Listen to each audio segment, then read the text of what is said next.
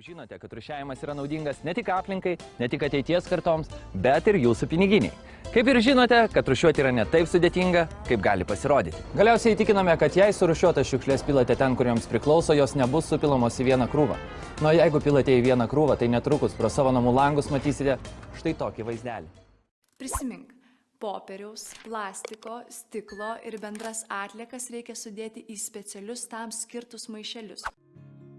Who's gonna save the world tonight? Who's gonna bring me back to life? We're gonna make it you and I. We're gonna save the world tonight.